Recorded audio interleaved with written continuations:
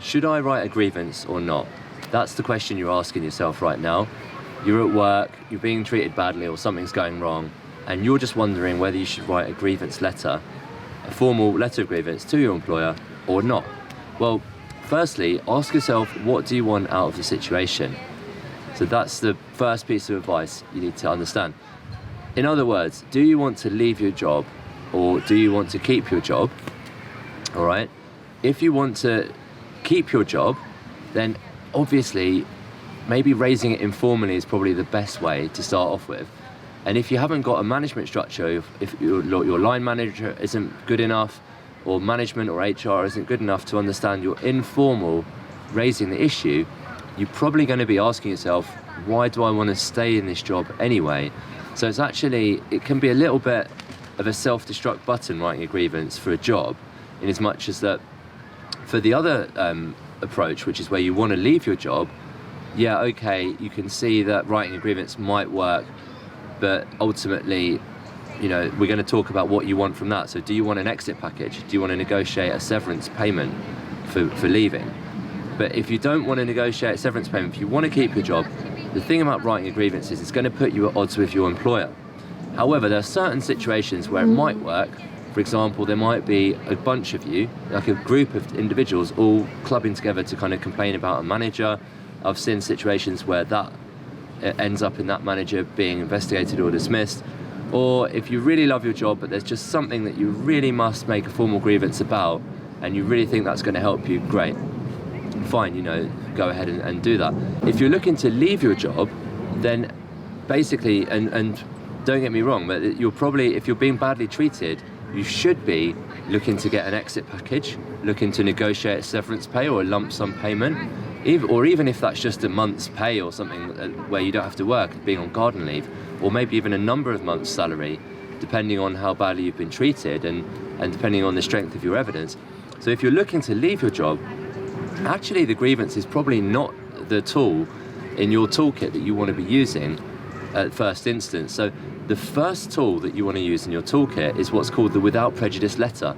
So the without prejudice letter is a bit like a grievance letter, but it's actually quite subtly different, in as much as that instead of the grievance procedure being started and an investigation being started and having a meeting and having your employer spending all this time and money, let's face it, on investigating a grievance, a without prejudice letter is basically an off-the-record letter saying, look, confidentially, these things have happened, and that you want a settlement, and setting out the settlement that you want to get. So in this without prejudice letter, which is off the record, confidential, it won't be necessarily investigated, you won't have to have meetings, there won't be a formal procedure, and you can just enter into negotiation with your employer, just talking about, what happened and when and who said what and why and so on, but also just talking about the money or the exit package, the severance payment that you want in order to leave quietly. And when I say leave quietly, I mean not starting an employment tribunal claim,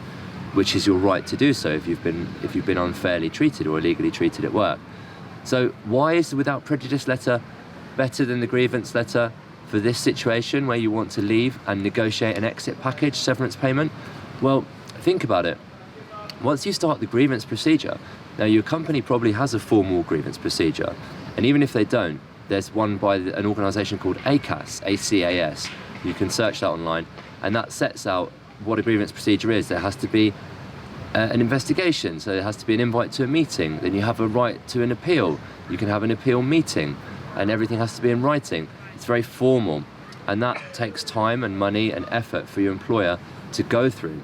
So first of all that effort and the money that they could have given to you as a negotiation, as a negotiated exit package, a payoff, instead they're just kind of wasting it on this grievance procedure. So that's kind of money in the bin. So really, by writing with a without prejudice letter, you already got a head start. There's already additional capital there which you could end up negotiating for yourself rather than having to spend it all on investigations.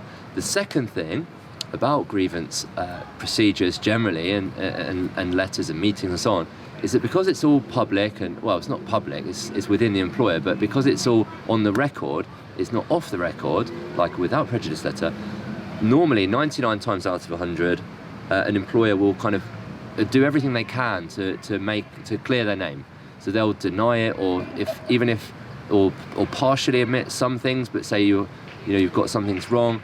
They'll try and get witnesses. So once they've done everything they can to kind of clear their name and not admit they're at fault, then at that point, if you then want to start a negotiation, it's actually going to be harder for you to do, because there's no real wriggle room for them to admit that they've done something wrong, in an off-the-record way, and then and offer you a payment, because they've already kind of publicly or more formally stated that they haven't done anything wrong. So then they would feel hypocritical, and they might feel that they now have to stick to their guns, and they can't offer you a negotiated severance payment.